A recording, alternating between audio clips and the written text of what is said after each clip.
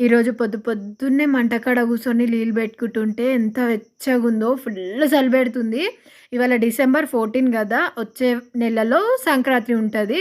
ఇంక అంతే ఫుల్ చలి. ఈ నెల మొత్తం ఎట్లా గడుస్తదో ఏమో నాకైతే ఇవాళ మధ్యాహ్నం వరకి అస్సలు చలే వదలలేదు.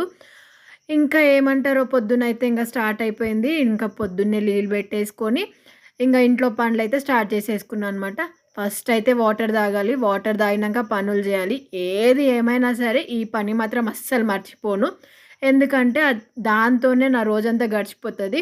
తర్వాత బియ్యం వచ్చేసి ఏరుకుంటున్నా. ఏరుకోవడం కాదు తీసుకుంటున్నా. 2 గ్లాసుల బియ్యం తీసుకున్నానో లేదో ఈ నెల బియ్యంలో మొత్తం మెరగలే ఉన్నాయి. అస్సలు చెప్పొద్దు. నాకైతే ఇవాళ ఫుల్ యాస్టకొచ్చింది.